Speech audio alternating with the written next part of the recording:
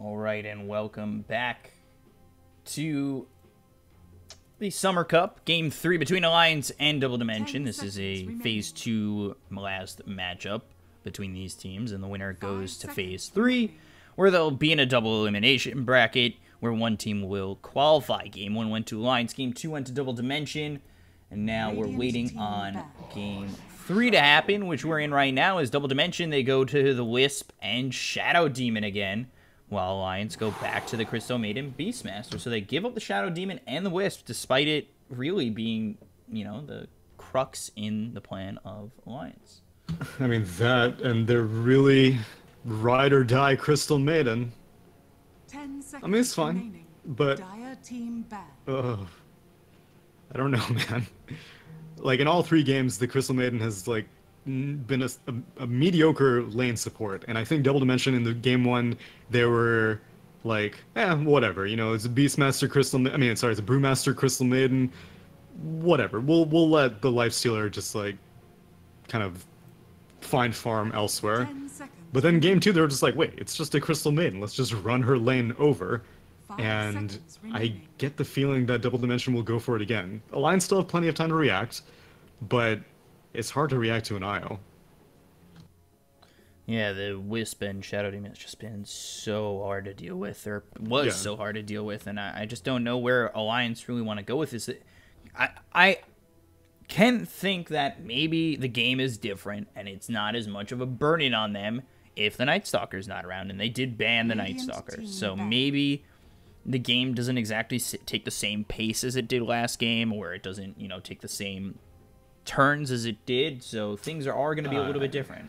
I mean, the Night Stalker was dominant, but I feel like there's a reason why every Tier 1 team bans IO, because it is not easy to come up with a solution. Now, granted, Alliance are not playing against a Tier 1 team, but at the same time, IO is a hero that it's like a multiplier. However good your other hero is, they're going to be like 1.5 or possibly even 2 times better. And so Night Stalker, obviously a great combination. I guess maybe Legion Commander could have also been a good combination. I don't really think that's too big of an issue. Maybe Alliance are just planning on picking someone very slippery and they don't want the hard lockdown of a Legion Commander, or maybe they just don't want a Legion Commander duel and then immediately get relocated on. But that, I mean, like, would you ever even bother having to ban a Legion Commander if IO wasn't on the field? Probably not. This is looking interesting for Alliance already. The bans are pretty standard except for that Legion, and I just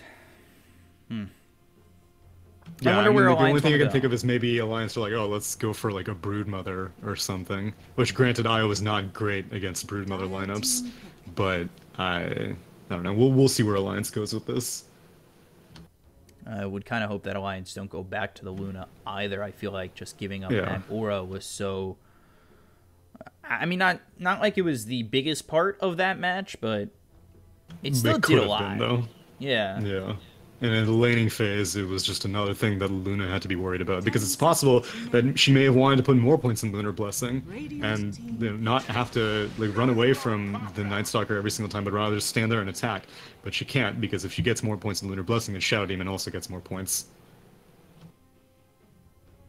So, Gyrocopter picked up for Alliance, and they did have Gyrocopter against them in the last game. Yeah, this time Alliance got to pick first. I don't know if they picked first after the second phase of bans, but Double Dimension banned out the Undying, and Alliance immediately snapped up the Gyrocopter. Ursa, a hero who I think is very slept on right now. I think he's underrated, and I think that he's underrated just by himself, and if you put an IO on top of him, oh man, I'm definitely liking Double Dimension's draft way more right now. 5 seconds remaining. Yeah, I really do like when Ursa has something mobile. Yeah. You know, obviously he gets the Blink Dagger, but you still, with that relocate, that is, you know, that's going to be rough to deal with as well with the Ursa. Yeah, and tether move speed, phase boots. No hero can effectively run away from this. Crystal Maiden is already shaking in her boots for sure. 4 position, Elder Titan gets picked up for Alliance. Okay. It's a reasonably good way at dealing with IO, but there's still a Shadow Demon to be concerned with. So right now there's, I guess, a lacking of disables on the side of Double Dimension. IO doesn't have any disables. The real thing that you have to even break channels is just disruption, and that's it. So that means that the stomp from Elder Titan can pretty much always come off, and Ursa always has to be in melee range. The thing is that Ursa also does a lot of damage in a very short period of time, and so will you even be able to get a stomp reaction in time before Ursa slices down your Beastmaster or Gyrocopter? That remains to be seen. I do kind of wonder if maybe Alliance, could they go like safe lane Void here? Or is that just Void not good enough with the Shadow Demon being in the game? I think their lanes will suffer too much, because then you basically have to send Gyrocopter mid, and he will get abused. We still don't know where this Ursa is going. Like I said, the dual mid IO strat kind of died out, but it's still viable. And so if Double Dimension wanted to send IO Ursa dual mid, so far Alliance haven't shown anyone capable of dealing with it, and there aren't many heroes in the game that are capable of dealing with it. I would have been okay with Void if it was picked earlier in the draft for Alliance, but at this point I think it's too far gone. So, Clockwork picked up for Double Dimension. We saw King R on that previously, but that doesn't seem to be the case, as this is looking like a Cheshire Cat Clockwork. 5 seconds remaining. So who do you send mid as Alliance?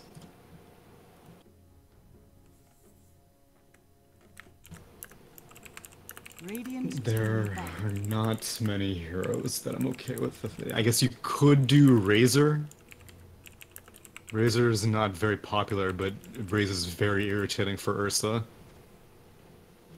Could do Wind Ranger, although Wind Ranger core is uncommon these days. Whenever we see Wind Ranger, it's usually in some sort of 4 or 3 position.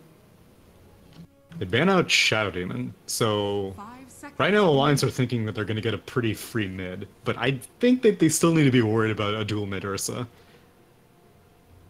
Because, I mean, it's not guaranteed, and it's unlikely at best. But if Alliance pick like a vulnerable mid, because they ban out the Shadow Fiend because they're like, oh, okay, you know, maybe we can get away with like some okay mid, like a Lina or something like that, who could probably take advantage of some more fragile mid laner. But I don't know, like Double Dimension can constantly take advantage of it.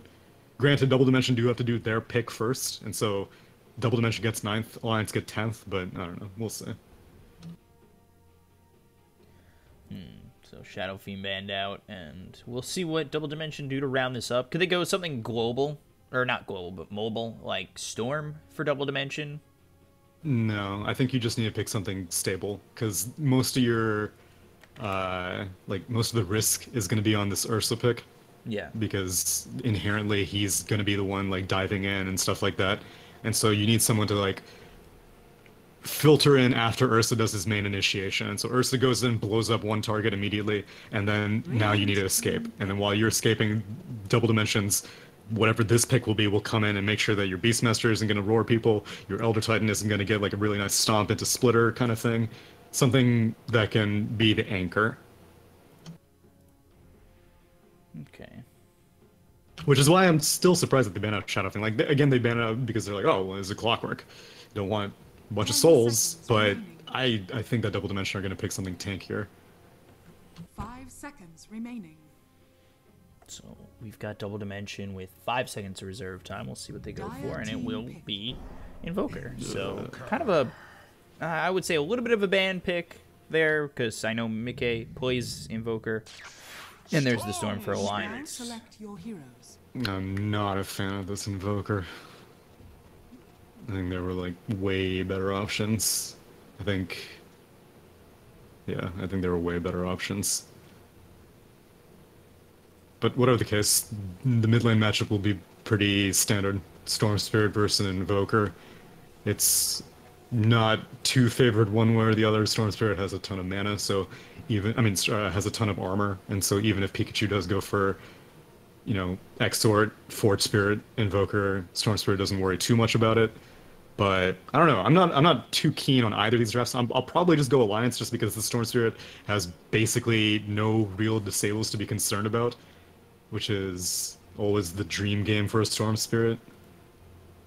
But I don't know. I mean, Ursa could very easily build his way into an Abyssal Blade, and Clockwork Initiation could prove to be very intimidating as well. I don't know. We'll see. Neither draft I'm sold on, but I'll lean towards Alliance. All right, so leaning towards Alliance as they've gone back to the Crystal Maiden as well as the Beastmaster. We've got the Gyrocopter, Storm, and Elder Titan. I think I'm going to get kicked from this game, or somebody paused and it's going to boot us from the lobby and we'll have to go back in. Prepare for battle. Unless they unpause quickly enough, because this is... I mean, I got in. You got in? What you're talking I'm about. on the finishing loading. GG. This has happened to me once before, and it was actually recently. We got Vankskor on the Shadow Demon, we got Kingar on the Io, we got Pikachu on the Invoker mid, we got Cheshire Cat on the Clockwork, and we've got Kuman on the Ursa, and on side of Alliance we've got Insania playing Crystal Maiden for the third time in this series. We've got Koikva on the Storm Spirit mid, Mike on the Gyrocopter, Boxy on the Beastmaster, and Taiga on the Elder Titan. Hey. I made it in. That one may be one of the rarest voice lines. I never hear that voice line. I've gone to the battle. I love Kyle's. I know that for sure. Oh yeah. I'm a big fan of Grasace. Or the one with the grunt at the end. Yeah, that one's good too. I do like that one. The Russian one. I don't want to botch the. But I do love just spamming Swindles. That's playing to win. That's playing to win, baby. That is just the best one. Make a good play, tip your opponent, and then spam that's playing to win. If it was a global one, that would just make it that much better. That would probably make it the best chat line in the game. Yeah, that'd be brutal. It'd be tilting. And Alliance not straying away from what is, I guess, tried strat. I'm not going to say true, but it's definitely tried. Sending the Crystal Maiden into the spot lane. In Game 2, they sent it with the Luna in the safe lane, and that didn't work. And so, of the options, I guess sending it into the off lane to be in an aggressor role worked out better. So it's going to be Pikachu on this Invoker against Koikva on the Storm. Do you see any advantage in this earlier part of this for either hero, as Pikachu already... I mean, Storm doesn't have an advantage earlier on, especially because Pikachu's opting to go Quaswex instead of Exort. And I agree with that decision. He needs to be more crowd control. Like I said, Ursa's the main damage. Someone else needs to come in and disrupt stuff. And I thought it would have been in the vein of having someone very tanky, but they're going to do it with this Invoker just being very irritating with tornadoes and EMPs and deafening blasts and stuff like that, and so that's their method of approach. But that means that Invoker's laning phase does suffer. Yeah, it seems too that Alliance are going to desperately need to Force Staff Glimmer again. That is just... They need that combination so they can get away from this Ursa. Maybe Primal Roar him up, use the Storm to kind of take care of everybody on the outer lines, or maybe focus the Ursa, then go for everybody else. We'll see how the laning phase goes. I think in an ideal situation for Alliance, the Ursa doesn't even get the opportunity to be aggressive. And so, the laning phase goes amazingly, and then Alliance are just able to group up. Elder Titan is always hanging out with the Gyrocopter, and then Storm Spirit is just trying to find picks and create chaos elsewhere on the map. That's the ideal game plan for the Alliance. If the Ursa gets a really solid laning phase, then yeah, I agree. Glimmer Capes and Force Steps will be the best way at shutting down this Ursa from getting too much of a snowbally lead. So, both Koikva and Pikachu, who is actually behind in levels, who's now gained the XP advantage with one deny. Koikva, yeah, that's making all the difference. And Insania going for the same old build as usual. First point Crystal Nova, second point Arcane Aura, and third point will also probably be Arcane Aura. Yeah, just trying to keep the mana up for this team. And like you said last game, and it didn't turn into as much as maybe we would have thought it would. But the wild axes with the extra mana, having the ability to just continually throw that out. And Mickey actually has... Oh, there he goes. I was going to say he hasn't skilled anything up. Just he finally skills Rocket Barrage. Yeah, and now the dream is to hit level 15 on Crystal Maiden and be able to get this 14% mana cost, mana loss reduction aura on the right side of her talents, because then Storm Spirit is like, he's basically has like a built-in Kaya on top of the Kaya that he'll probably build himself. And so that's the dream. But, you know, it's a lot easier said than done, especially when you're up against an Ursa. They do have to get that Crystal Maiden to that point, and I'm scared for this Crystal Maiden just because Ursa's right? in the game. That's what I'm saying. Yep. Blink comes right onto the Crystal Maiden, and I'm just, it's a sad life. Ooh, over top, Disruption comes through on a Taiga. Cheshire Cat getting a little bit low, however, as the Battery Assault slowing him down. They've got 3 stacks of Shadow Poison on him. The Rocket Barrage hits on a Cheshire Cat. This could be first blood for the side of Alliance. It will be. Now they look for Vanscore. Shadow Taiga. Oh, Shadow Poison, one more. I don't think this is live. going to be enough. He'll have the Tango double kill for Mickey, though. The dude had plus 75 damage on the side of the Elder Titan, and Mickey goes straight after the Clockwork. Taiga handles the Shadow Demon, and both go down. Ooh, Kumin getting low as well, and Wild Axe is up in 3. But now the tether's out, so they are okay on the Ursa. But King are taking a lot of damage as well. What I'm looking to see is it's locked into the cogs is Mickey. Cheshire Cat here with Vanscore trying to get this gyro away, but will not have the survivability he would hope for to get away from Vanscore as well as Cheshire Cat, and he ends up falling. So little return kill there for the side of Alliance. Koikfo a little bit low as well.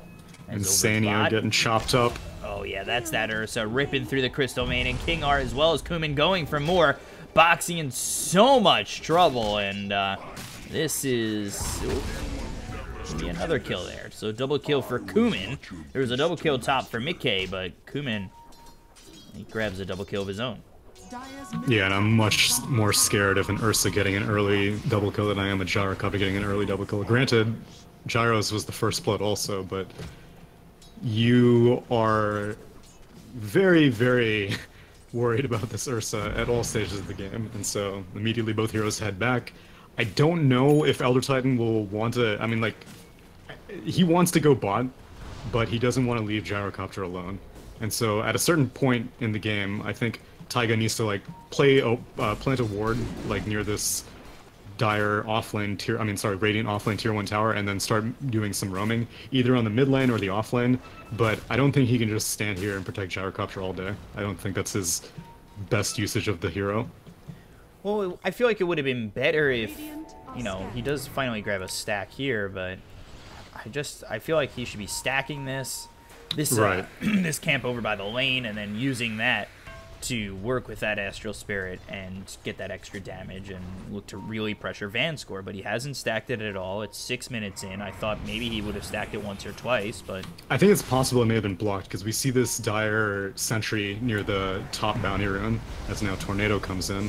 Yeah, Tornado comes in, they'll lock in Mickey with the cogs, they have the damage, they should have the kill, and Rocket Barrage comes out, but not going to do him any good. Cheshire Cat, let's Bot see, lane, meanwhile, second Storm Spirit kill doing a rotation of his own. onto the Gyrocopter, but oh my god, Kumin just ripping through the Crystal Maiden again, but Koikfa with the double kill, taking out King R as well as Kumin, so double kills all over the map as Koikfa now level 6, or was level 6, and grabbed An himself Invoker 2 rotation kills. is definitely something that is way less expected than a Storm Spirit rotation, but Pikachu, I guess, was like, well, damn, if Storm Spirit's gonna hit level 6 and he's gonna leave the lane, well, I'm also gonna leave the lane, and gets a solid kill on the Gyrocopter. Tornado sets up Mickey perfectly for again. the cogs, now top lane. Yeah, locked in by the cogs. This time he should be able to walk away, but if only Taiga had hit that sleep on a Cheshire Cat, I think they would have had that. Oh, he wants Does to have punch the Cheshire Cat. extra Meanwhile, Boxy damage. gets a kill on Kumin. Got 120 damage. Kumin dead again over bottom, so Boxy gets that kill. Level 6. Didn't use the Primal Roar for that. And they just get the kill on the Kumin, surprisingly. A lot of action in this one. Yeah, for sure. I don't know how they pulled off that kill without Primal Roar. But I guess Ursa was probably staying low. Maybe he was expecting Io to come heal him. I didn't exactly see it because I was looking to see if maybe Taiga could get a kill over top with that extra 60 damage, but I don't know. It seems like it's just, again, we're having another situation of the back and forth, pass the baton. It's our turn to get a couple kills, your turn to get a couple of kills. And the two heroes to keep an eye on the side of Double Dimension, it'll be Ursa, obviously, and I guess the Io by extension. Ooh. And on Alliance, it'll be the Storm Spirit. And avoids the tornado. King R looking really low, but the EMP comes out as well as the Cold Snap on Boxy, and with that tether, as well as the salve, just able to survive. Boxy ends up falling, uses the Primal Roar on King R, gets him probably one shot from dead. And coming in, even despite avoiding the tornado, Invoker is just there to get the kill on the Boxy. Dude, I'm super hyped to see this level 15 left talent on Invoker, the 12-second cold snap cooldown. I don't think I've seen Invoker played ever since that buff came out. So that's one thing. Like, normally Storm Spirit just runs roughshod on an Invoker, but if you're able to bring down your cold snap to an 8-second cooldown, man, I hope that's what he goes for. Meanwhile, top lane, Taiga. Yeah, again, they've just set up the disruption with the cogs so many times. They might get the return on a Cheshire Cat. We've got the homing missile coming in as well as the call down. Rocket Barrage again. So they will, in fact, trade 1 for 1, a 4 for a 3. And it's a good chunk of gold going McKay's way with the 3 times killing spree. Taken away from Clockwork. And Beastmaster continues to keep Ursa busy down in this bot lane. Ursa hasn't really gotten that much farm, and so he's a long ways away from his Blink Dagger, so I don't think Ursa's going to do any rotations. I think the only thing that he may leave for is if he sees an opening for Roche, he'll go for it as now King R. Roars, but Hookshot connects. Again, King R just gets roared, gets low, stays alive, and now the battery assault. Oh! That's just too much for Boxy to handle, and again, a little bit of over-aggression is what's going to end up killing him, and now Quakefoot might be in a little bit of trouble. He ball lightnings away, the sweep comes out on Ursa. It's got the double damage on Quakefoot, but again, they don't want to go in without Boxy and without that Primal Roar. That was close. But he gets out. So Quakefoot is indeed going for the Kaya. I don't think, like, obviously, Orchid isn't necessary. Like, those are, I think the main branching points for a Storm Spirit is, like, what is this first item? It can be Kaya, it can just be raw Bloodstone. If you're really getting owned, then sometimes you'll go for a Yules. And then if you need to be very utility-based, which is, I think, the least favorite item for Storm Spirit versus Orchid. But Kaio's definitely the most satisfying, as now he does find King R. And that's a dead Io. Quakefoot getting the kill there, using that double damage with the ball lightning. Ursa is standing here bottom, but again, he's having his farm slowed down a little bit, which, if you're Alliance, you really want this Blink Dagger to be as slow as you can make it. Yeah, and the problem is Invoker is not a big space creator, and so both Ursa and Invoker are both in the same stage of the game right now where they're like, just leave me alone until I finish my first item. Invoker's actually opting for the Orchid first, is now initiation. They get the sweep on both, but the TP's come out from the Shadow Demon as well as the Invoker. There's the tether over to Kumin. They're trying to find the tornado. Just hits on a Boxy. That's going to really mess up his life and take it away as Kumin just absolutely obliterates him. A nice 2-man rotation comes out to help Kumin. And meanwhile, Quakefoot does go over towards top. You've got Mickey farming over mid. And we got a smoke up and a hook shot available on Cheshire Cat. He's fishing for the gyrocopter. We'll see if they can find it. Just gotta grab the bait, and really if Vanscore spots him, that's even better because they'll just get the disruption. They don't even need to use the hook shot, but they'll find the tornado. We'll see if Cheshire Cat follows this up with a hook shot, trying to walk away, but the cold snap is there. Pops the shrine. It doesn't look like it'll be enough to heal him up past this damage, and Cheshire Cat with the battery assault, not even needing the hook shot, gets the kill on McKay. solid invasion and good discipline to not go for the hookshot just because he was about to hit the shrine. I think if they saw any TPs show up, which I think Alliance maybe should have like bluffed a TP, like go in but not actually complete it, just kind of like make Double Dimension think, hey, we're gonna go rotate. But they didn't see any TPs, and Clockwork was like, well, it's a free kill for me then. So is it coming down to... Oh, another Primal Roar on King R? No. Yeah, but that's what I was saying. Like, the first pickups are going to be the biggest thing. And now Koikva has completed his Kaya, whereas Ursa is still a long, long ways away from his Blink Dagger. Well, actually, maybe not too long. No, just gets that kill. Cold Snap on him. And almost gets away, but just not enough. Yeah, so Koikva, I think the biggest issue is he doesn't know who to hunt. Ideally, Invoker is the #1 option. He can't kill Ursa reliably because Enrage is too difficult, and now if he gets an Aegis on top of that, it's obviously even harder. They didn't even smoke for that. But they have one Radiant Sentry on their Ancients, and obviously there is no vision, but it's a bold maneuver to just go straight into the pit. But it looks like they're going to be able to get away with it, because right now Alliance have no idea where Double Dimension is. Not a single Radiant hero is on the map in their vision. It's a free Rosh. Astral Spirit comes over and will give him 18 damage, but again, nothing too crazy. And they give now Ursa has his blink completed. Doesn't have it on him yet. Cheshire Cat may give up his life in the spotlight. And they're going to have the relocate coming in afterwards. Kuman's here. Again, not with that blink dagger just yet. Tornado comes through. Now Koikva on the back lines. They've got the call down as well as the ulti for the Crystal Maiden. Kuman going to get low as they lose Insania. They lose King R. That's going to be the Aegis pop. Pikachu just alive as the disruption comes out on him to save his life as he's got the Ghost Walk. Kuman, though, he is surrounded by the side of Alliance. Tries to take out Boxy before he dies. One more shot will do so. Whoa, he said enraged until then? Ends up falling. Enrage must have been on cooldown or something, because there's no reason for him to save it that low at his HP. But whatever the case, they go for the relocate, and if the Ursa had a Blink Dagger, that would have been amazing. But it was still getting delivered on the Courier, and wherever they relocated from, then the Courier had to make a long trip down to the bot lane, and yeah, a little overzealous to go for that turnaround attempt as they lose the Aegis in an amazingly short duration. They lose the Ursa. Clockwork goes down, Io goes down, Shadow Demon goes down, and Alliance nullify whatever advantage that Double Dimension built up. Yeah, I would say that Aegis is down surprisingly quick. I didn't think it was going to be expended like that. And yeah, I mean, I'm okay with them throwing it away, but it really should not have come at the cost of, or rather come at the reward of only just a Beastmaster kill. That is way too little to get out of an early throwaway. Aegis is now ball in on the bot lane. Yeah, nice, but he's got the tornado, but the primal roar from Boxy is gonna really nullify that nice reaction of the tornado, and they get the kill. They'll take the tier 1 on top of that. So nice little boost up for Alliances. They kind of desperately needed that. It seemed like Koikva was the only one being effective at the moment, as he had gotten his Kaya going for the Orchid. It seemed like maybe McKay wasn't exactly doing as much, and now he's boosted up top of the net worth.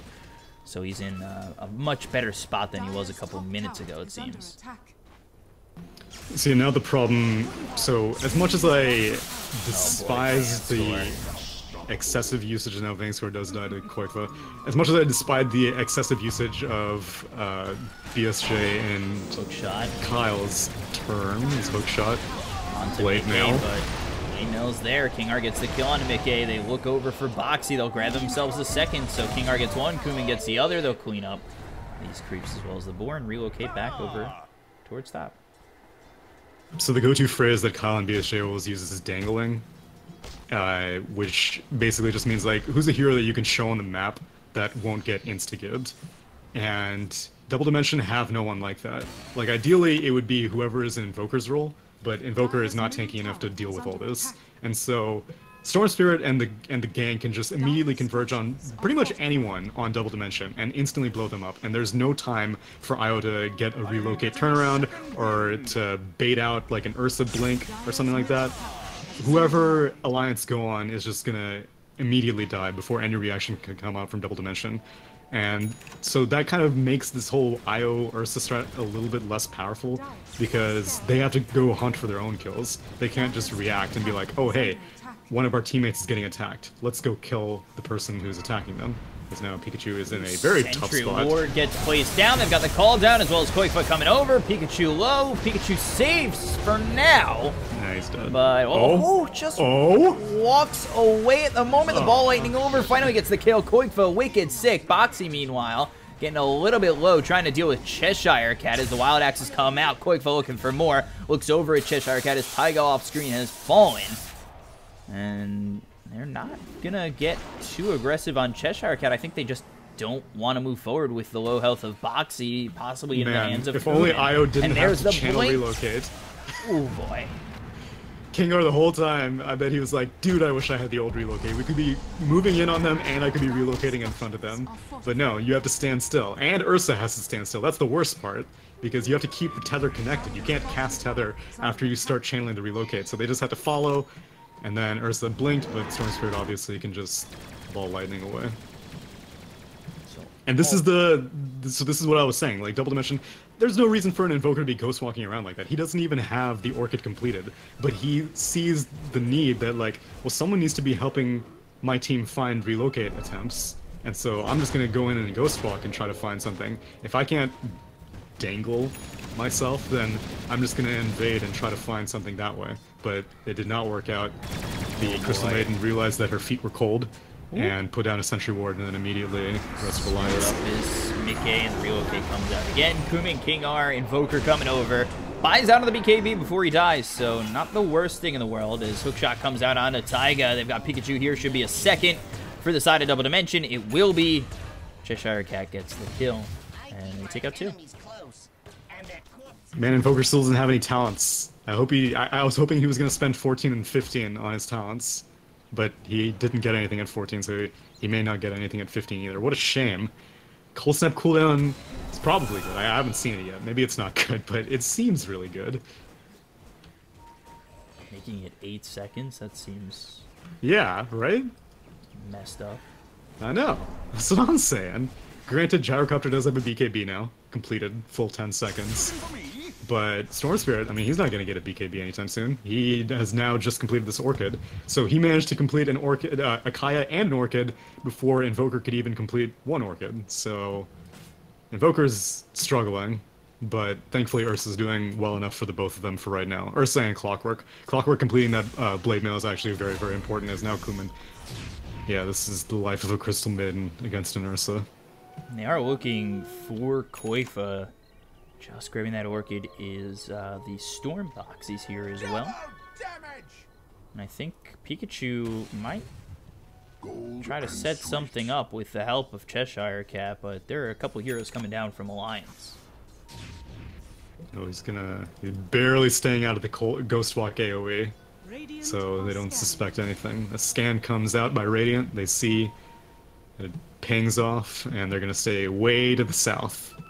The Hawk sees a courier flying. It just goes under this tower, ends up losing its life. Now the Orchid here for Pikachu looks over. Heads a little bit north, avoiding the side of Alliance at the moment. Alright. Well played by Double Dimension. They're just barely skirting by all these sources of detection. Taiga. Now they may have a chance to go as they see a TP out. They don't know how many heroes are left, though. They only see the Beastmaster in the top lane. Is under attack.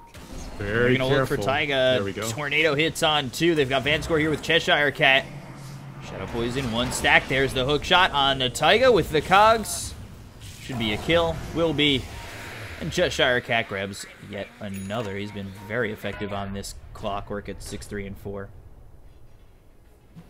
It's close to the best case scenario. Ideally, it would have been the Gyrocopter that they catch, but being able to get in clean and get out clean without losing any casualties and only having to spend a hook shot is pretty nice. I think, obviously, Io and Ursa were waiting for a bigger opportunity to relocate in, as now Ursa has completed a BKB, so he wants to fight.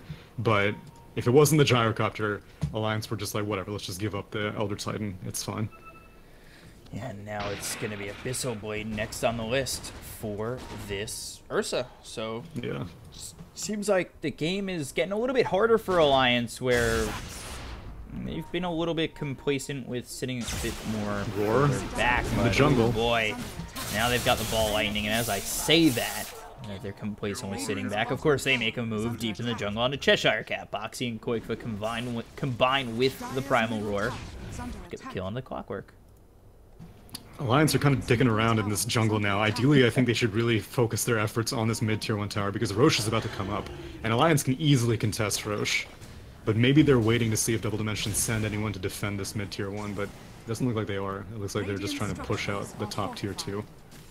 And Roche is back up. They have a touch of vision here for Alliance, and it does spot Vanscore, but they've also got the Hawk, so let's see what they can do. Ball lightning over, look over at Vanscore. There is the link, there is the sleep, but the sleep's not even going to matter because Koikva's got the damage to get the kill. This tier 1 tower is still standing, but it doesn't look like Double Dimension are going to defend it. This Io and Ursa have been spending a little bit too much time in this top lane. Like, they keep assuming that they'll be able to be like, okay, let's relocate. There's the relocate. That's going to be behind Mickey, and the damage! Oh my god! Yeah. It's the power of Ursa.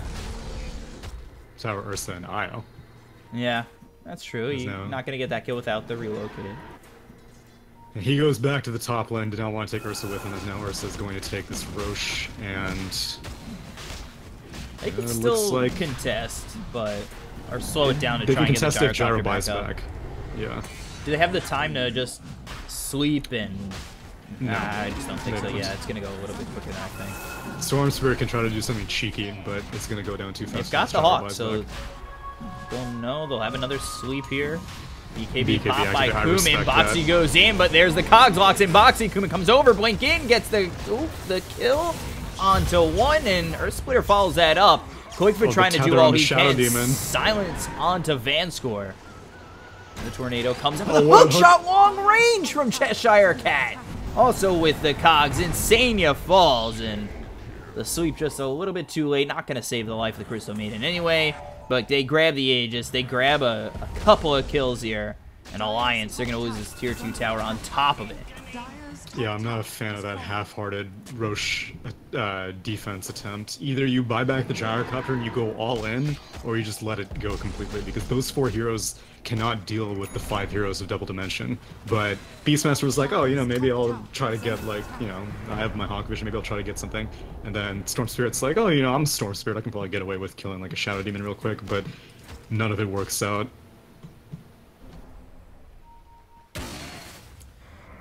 And now Ursa has a Desolator completed, and he actually goes for that instead of the Abyssal Blade, because his team is just 5-manning now, and so it isn't really that important to shut down the Storm Spirit, because, you know, Storm Spirit has to deal with 5 different targets.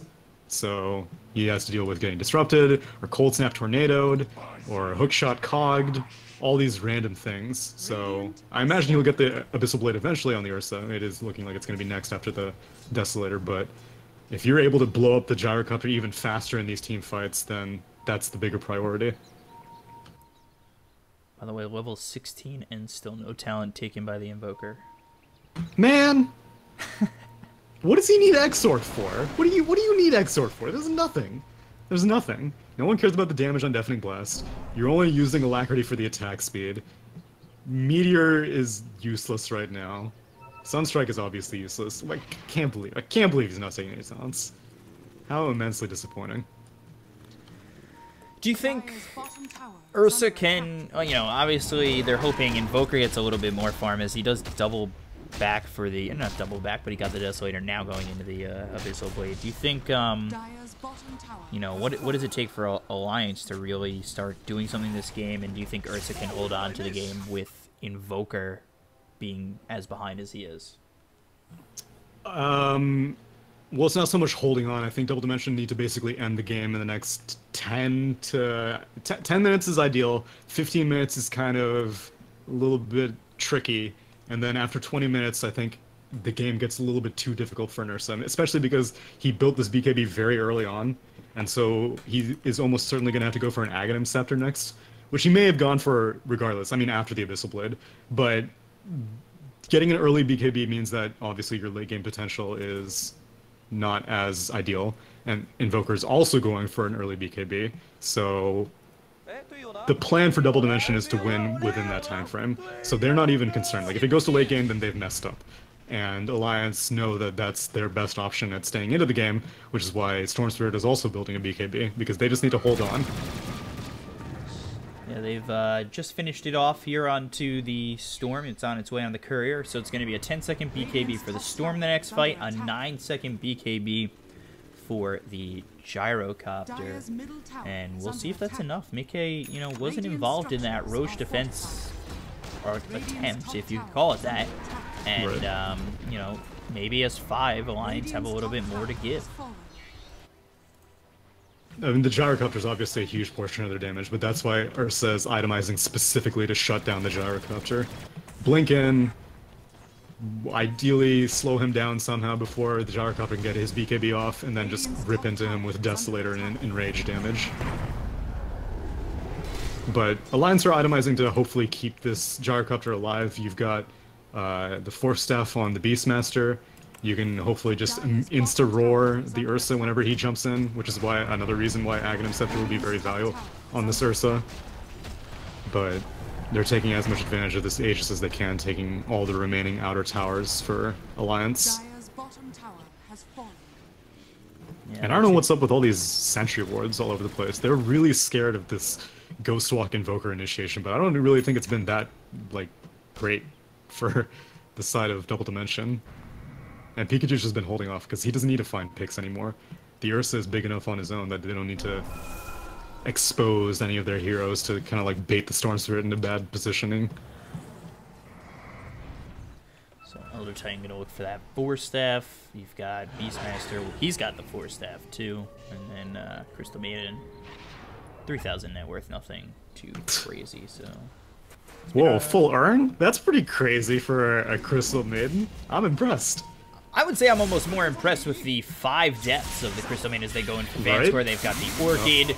Mickey, meanwhile, is dead over mid. Kumin just goes in and rips apart the Gyrocopter as they take Vanscore out bottom. Yeah. Damn, look, I was watching the Shadow Demon thing, but that Gyrocopter death is way more important. See, that's the thing. Like, Crystal Maiden has 5 deaths, Gyrocopter has 8 deaths. So who would you really rather be dying right now? It's good that Double Dimension aren't wasting their time on dumb supports, much as how Alliance kind of did. Like, the Vangscore kill was free, but they've spent so much money on all these sentry wards all over the place that there is no real observer vision. There's one dire observer ward near the top bounty rune, and that's it. And so Koikfa, despite being 9-0 and 3, is not really being able to find picks anyway. He's had this Orchid since, like, minute 15, maybe minute 17, and I don't really think he's gotten a single pick with it yet, because he has no vision of anyone. One thing I was realizing is Io with the Tether grants Scepter bonus onto this Ursa. Oh yeah, well actually you're right. Maybe he doesn't need the Scepter then. This is gonna be gross. Oh, they're baiting out this Clockwork. He did not activate... Tornado on the 2. Kumin's here. Looks over at Koikfa, but he's going to pop that BKB. The hook shots are going to miss. He look over at King R's. The ulti comes out from Insania. The BKB now popped by Kumin as Koikfa's BKB is going to run very low in just a moment. The disruption saves this Invoker. Kumin kills off Mickey again. Koikfa ends up falling. They lose Pikachu. The 2 top heroes on Alliance go down for just the Invoker. And it is, again, you were talking about who can we bait forward, and it is the Clockwork, and they'll also take out Taiga. Alliance. They are on a bit of a patch of thin ice at the moment. Dude, they can't get back to their base. Boxy doesn't have a TP. Crystal Maiden doesn't have a TP. They're stuck on the opposite side of their base. I guess they can cut the wave. Now, Double Dimension's just like, what the hell is going on? Why are they defending their base from our side of the map? And then they're like, whatever, I have Desolator. Although backdoor protection does kick in, so this is actually working.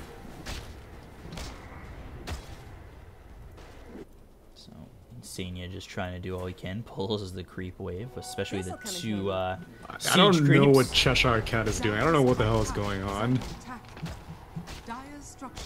No glyph. They've got Gyro in 5 who buys out on the Ags. And, oh, there it is. Pikachu gets the kill on Insania.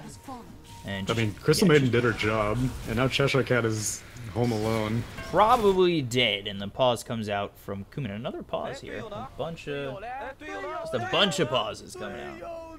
They know that relocate is down because Io tried to use it to get on the Elder Titan near that tier 3 defense, and so this should be a pretty free kill. But I mean, Crystal Maiden did her job, stalled out backdoor protection. All that was claimed was a tier 3, so props to her.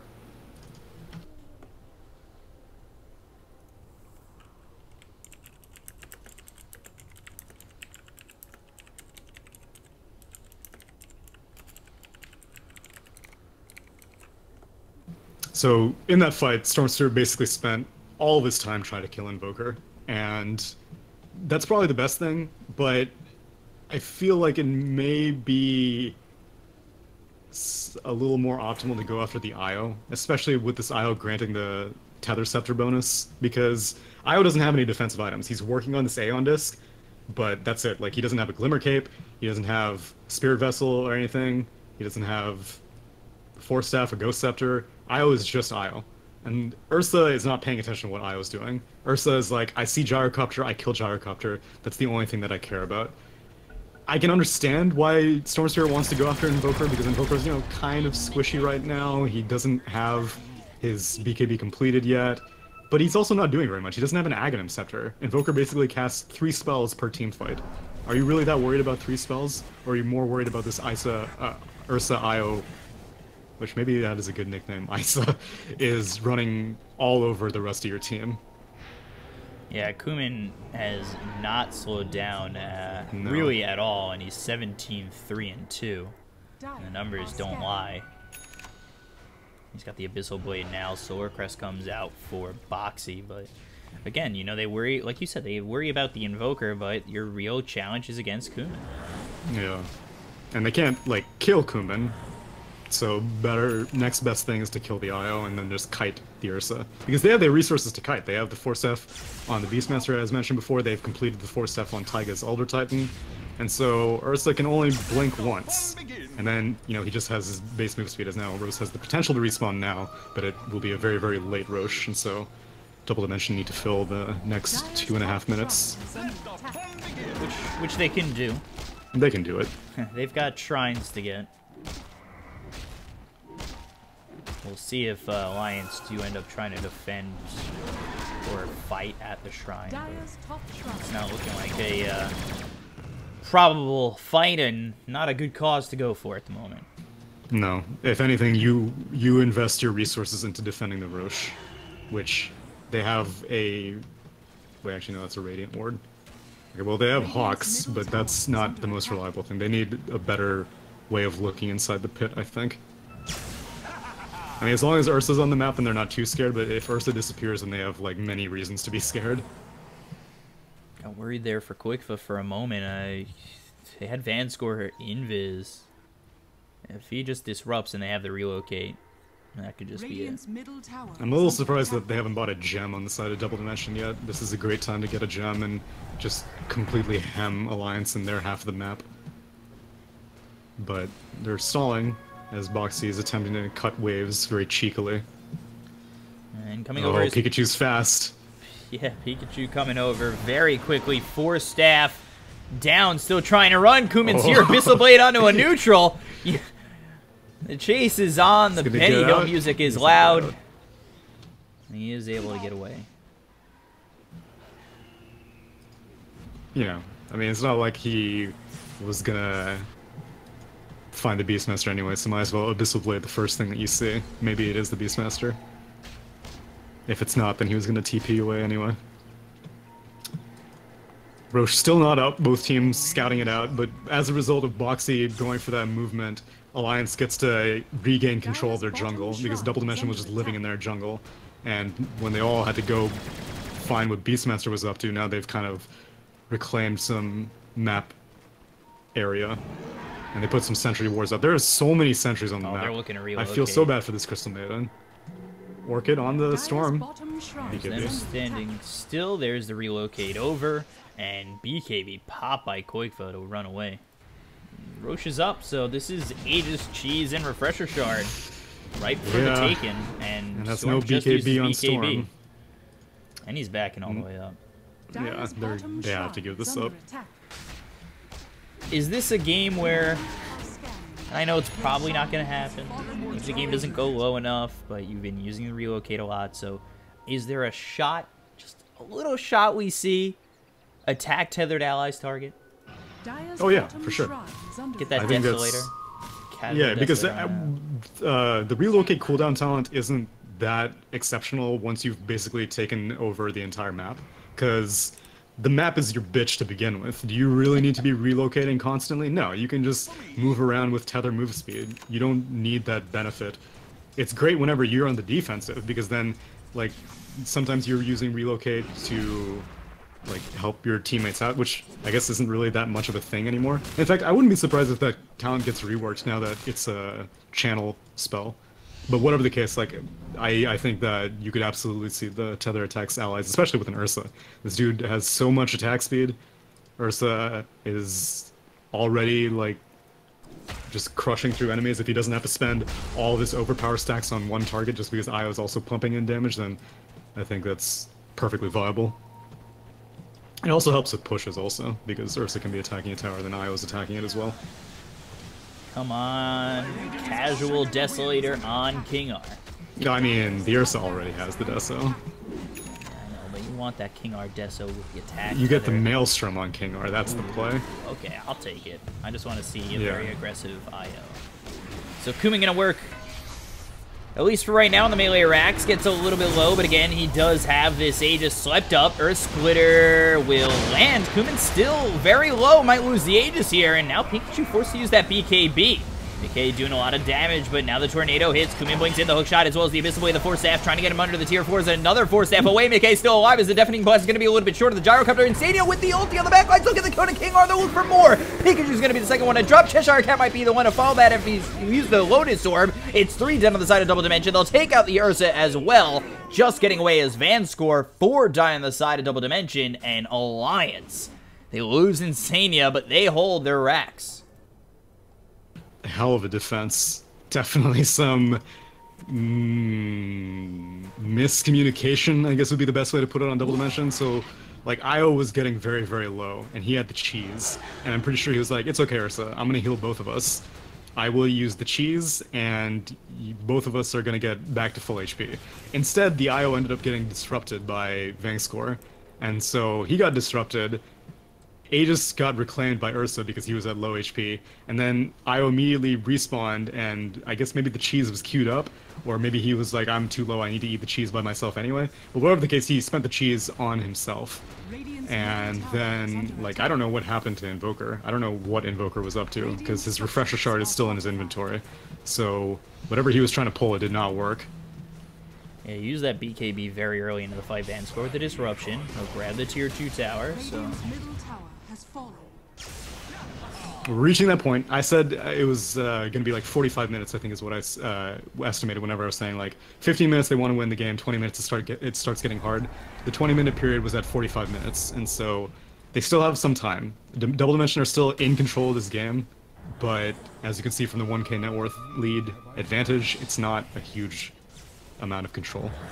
It is dropped off 10,000, or 9,000 net worth. If you take a look at that graph, that is a big drop. Precipitous. Roller coaster drop for you. Because Ursa's going to start capping out soon is the other issue. Because he's already getting the Tether Scepter bonus, which you're kind of seeing the same reason why Gyrocopter builds the Tether himself, because Io doesn't want to stay connected to Ursa entirely. You just want to be able to weave in and out with your Tether, because there's a lot of AoE damage. You got to worry about Flak Cannon, you got to worry about Call Down, you got to worry about Axes and the Stomp and Earth Splitter, and obviously whenever you're paired to an Ursa, then Storm Spirit knows exactly where you are as an IO. Now King R has the Aeon Disc, and so it's going to be a little bit easier for him to stay linked up to Ursa even during teamfights, but Ursa is not going to get much bigger than he is right now, and that's your one position. Wisp going for the heart next. Wow. This is a rich Wisp. Well, not rich. Well, maybe you should have gone for the 15 HP region, huh, King R? You ever think about that? No, the 150 GPM helped him out getting to Aeon Disc. I don't like the idea of heart. I think he's just putting that in his quick buy for giggles. I think a sheep stick would be infinitely more valuable. And they're looking for the Hex for Invoker, and then you take a look at Kumin, just taking this bottom shrine. Dire's bottom Obviously, shrine next is Roche under is attack. not for a while. Dire's And bottom let's shrine see. has fallen.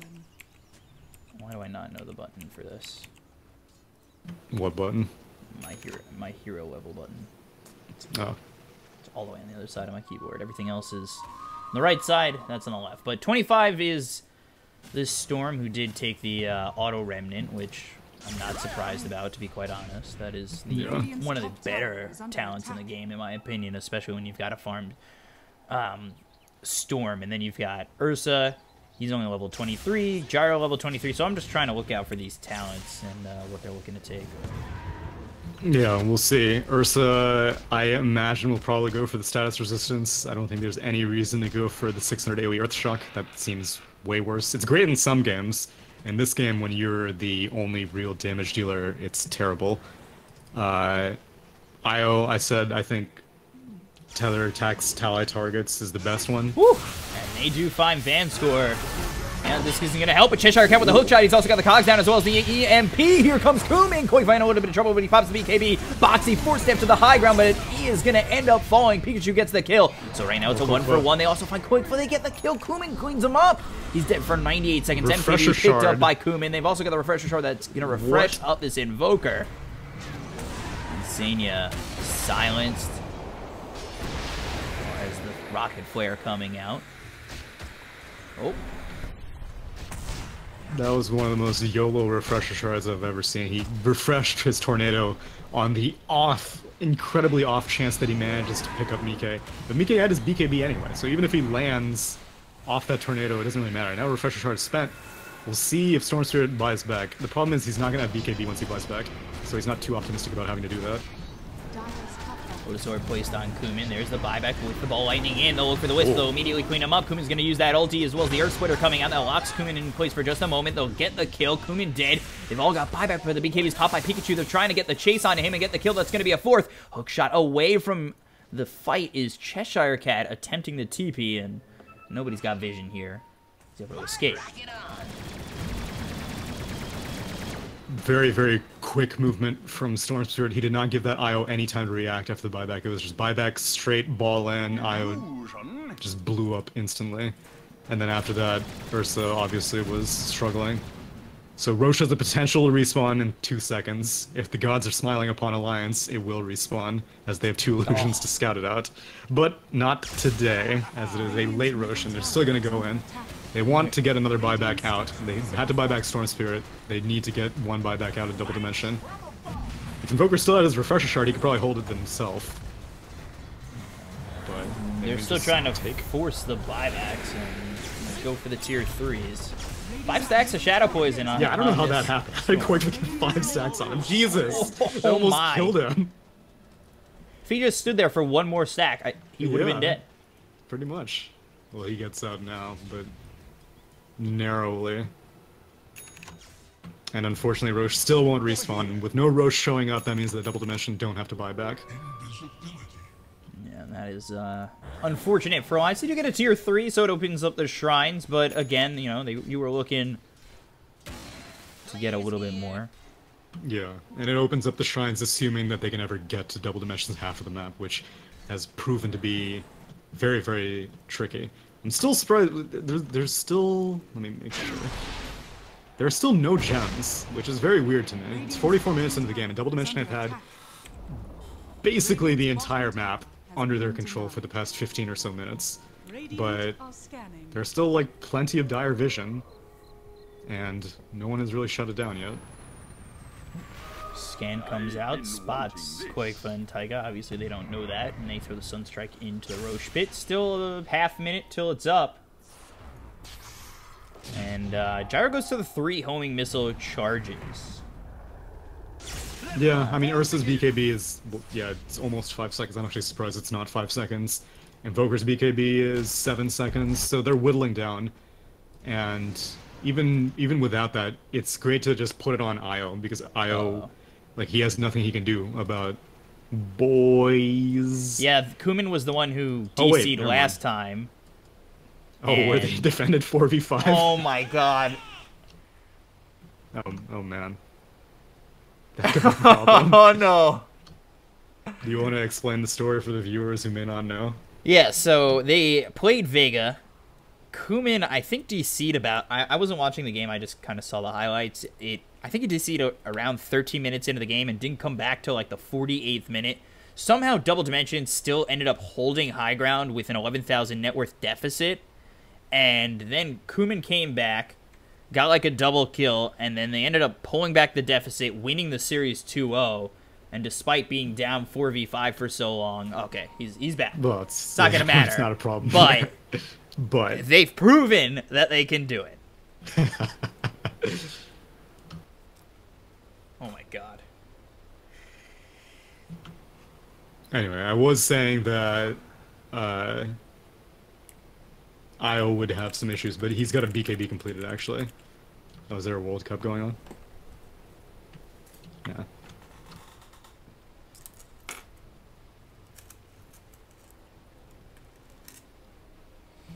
This next Roche could make or break it. Maybe both teams will just be like, ah, whatever. Game's almost over. Let's just pour it all into this Roche and then watch the World Cup.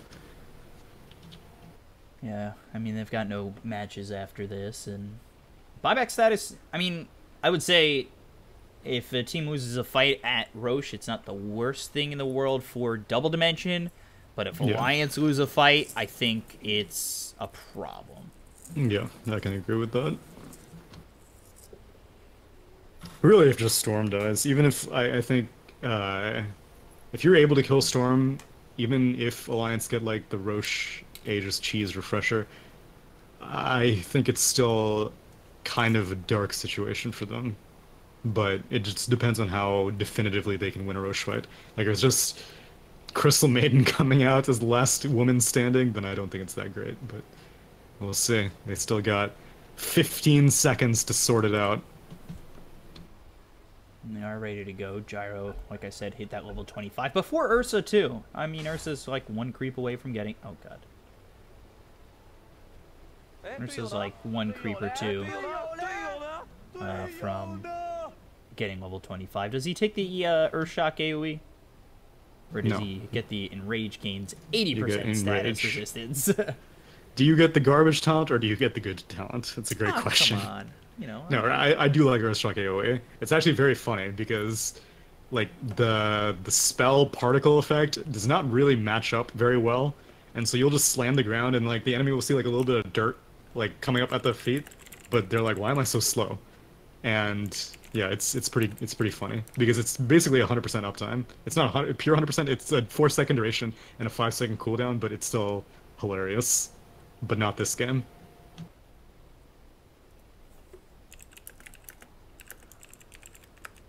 How? What? How do you turn a disconnect into a bathroom break?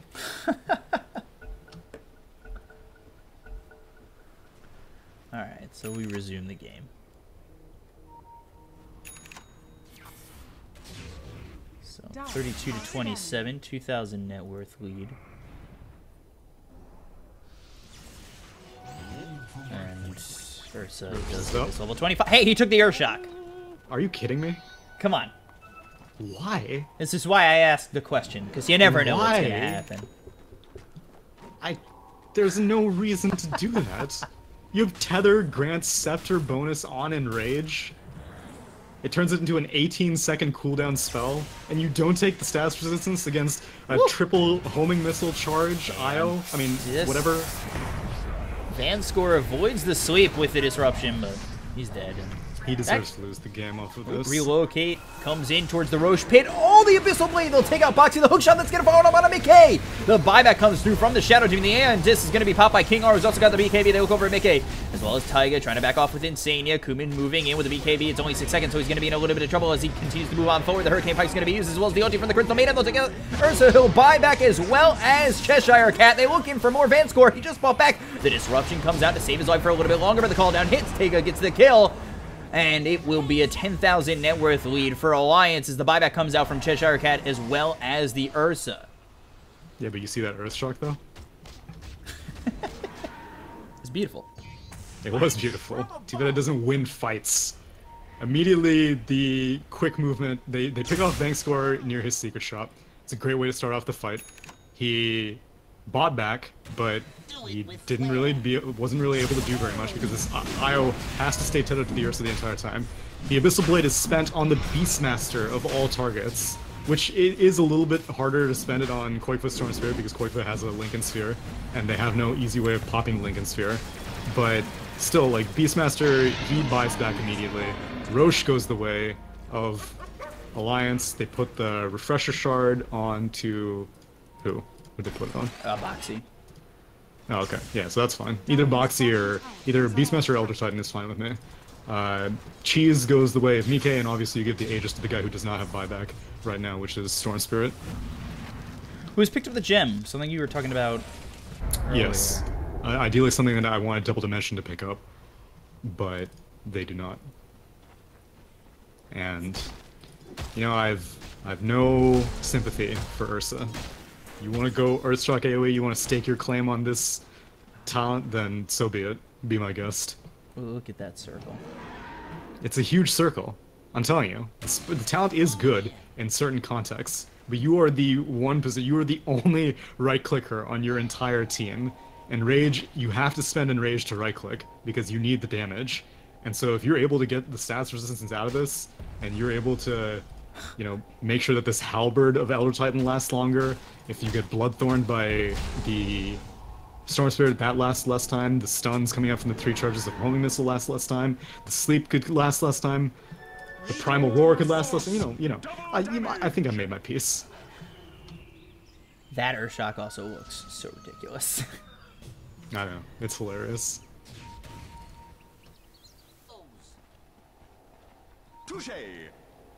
The other thing is, it's not that great at clearing creep waves right now.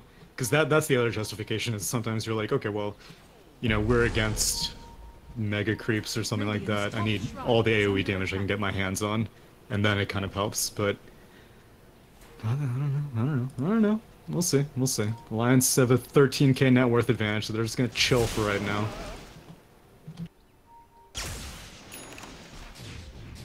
I can't wait to see on the post-game stream how many centuries this Crystal Maiden has purchased. Which, despite all that, she still has a Blink Dagger, Force Staff, Ghost Scepter. It's admirable. Yeah, Crystal Maiden, let's take a look at the net worth. I've had it on 5 for a little while. Has 9,000 net worth. Crystal Maiden, not you know, not bad at all. Alliance don't have to do anything. In my opinion, they should just wait until Koikva's buyback comes back, which is 40 seconds. So, maybe see if you can get an easy pick, but don't attempt to put high ground. Unless you find an easy pick like this one. BKB is going to be popped. They've got the Primal Roar. They look over at Kumin, who's popped his BKB. There's the Ball Lightning. Back in again. The hook shot comes through. It's going to land on Taiga. He'll get locked in via the cogs, and they've already taken out the Aegis on this Storm Spirit. So Boxy gets Force Staff to the low ground. They've also got the OG from Insania. Kumin very low. He's going to drop. Mickey's got the double kill. Now they move in for more. Ball Lightning further away as they find themselves the Invoker. 3 dead. Just the IO and okay. Never mind. Cheshire Cat gone. 4 dead. No buyback. And everybody here for Alliance. GG. And GG is called. So Alliance going to phase 3. This game looked wrapped up from Double Dimension for a long time. And then they just pull it through. They have a couple of good team fights towards the late end of this game, and they end up taking the series 2-1, moving on to phase 3, the double elimination bracket that is coming up tomorrow, or starting tomorrow. So congratulations to Alliance. I'm still not entirely sold on this Crystal Maiden first phase pick every single time. It seems a little bit one-dimensional because the idea is like, okay, let's pick this Crystal Maiden, and then let's pick some other offlaner who can spam spells, or maybe a 4 position who can also spam spells, and let's go to town. In game 1, I guess it worked out with their Undying. Game 2, it did not work out, and the IO was too intimidating. And in game 3, I think I'm still not a big fan of this Invoker pick as the final pick for Double Dimension in their draft. I think they needed something that, again, like what I had stated during the drafting phase, like something that can make sure that Ursa doesn't need to be like the first man in and last man out kind of thing. And Clockwork kind of fulfills that role, but whenever you have an IO bringing your one position deep into enemy territory, you need someone else to be that anchor, like I said. And an Invoker is not a good anchor hero. And so, despite having the IO, it was not the best draft from Double Dimension. And after it passed that 45-minute phase, Alliance were perfectly in control off of some solid decision making. Yeah, 10,000 net worth lead, not enough to give Double Dimension the win, which, you know, is unfortunate. They've won in harsher, you know, standards before with 4v5. But this time, 10,000 not enough. Alliance moved to phase 3, and that is it for that series, as Double Dimension are now eliminated. I think Alliance go on to face Let's Do It, I believe. Yeah, I think it goes to the other side of the group, would be my guess. It would be kind of weird if you play the same side of your group. Yeah, and then the next match, the next best of 3 is Gang Squad versus Espada. So that's coming up next. We'll be back with that in just a moment. I'm your caster, BCop, joined here by Tsunami at BCop92 on Twitter, at Tsunami643 on Twitter. We'll be back in just a moment. Stay right there, and we'll, you know, just stay tuned. Watch Bot TI come back when the games start. See you in a moment.